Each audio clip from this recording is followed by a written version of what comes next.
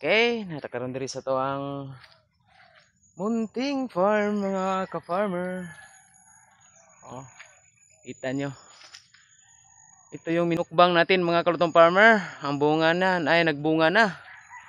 Yung mahigit 4 kilos or mag 5 kilos mga kalutong farmer yung marang. Ngayon, 2 years na no. Pero sa 2 taon mga kalutong farmer, may bunga na no. Nakuha na natin ng mga buto. Ito yung bayabas natin mga ka-farmer. Meron ng isang malaki. Yan na mga ka-farmer no.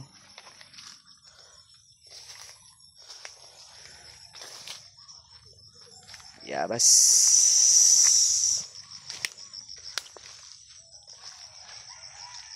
Ano?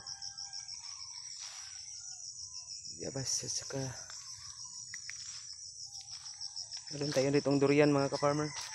Yun oh. Durian yun at saka ito. Yan durian yan mga ka-farmer.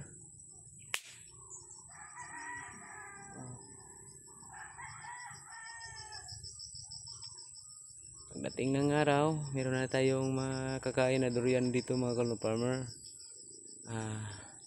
Ating tanim.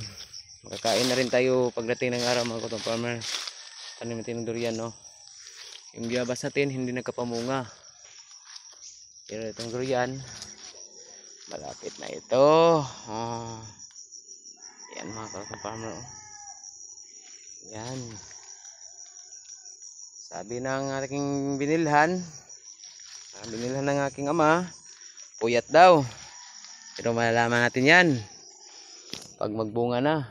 Hindi pa kasi ako marunong magtumingin ng mga dahon ng puyat mga kalutong farmer. Sabi nila puyat daw ito.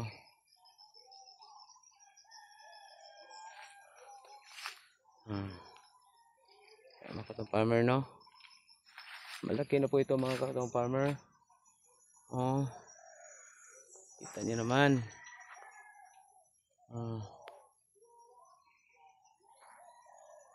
Tatlong puno po itong tinanim natin dito mga kalutong farmer.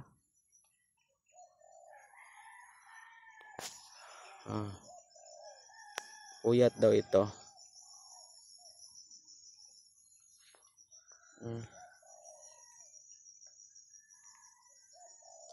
Puyat daw.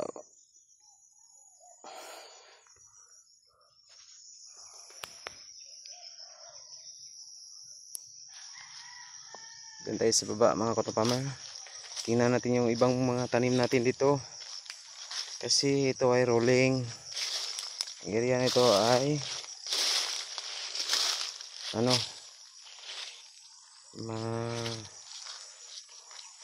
rolling.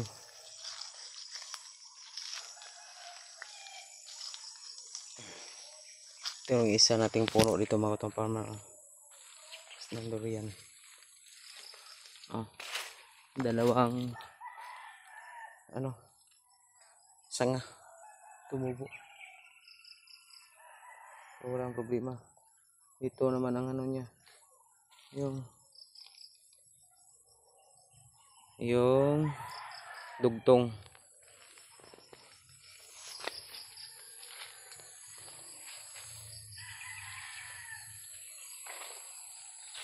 Sana magbunga ito. Ito yung mga bayabas natin dito mga kalutong farmer. Ito yung isa. May bago ng mga dahon at sanga.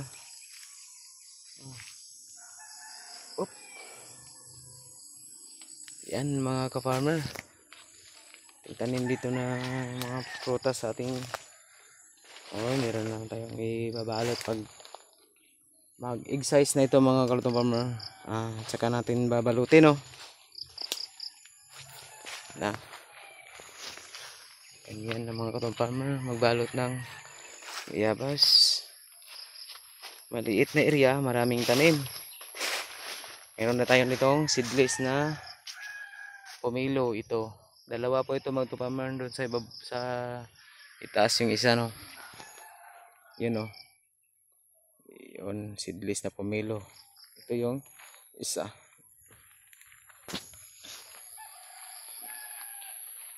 Yan. Okay na. Maraming tanim. Marami tayong hintayin. Yan lang.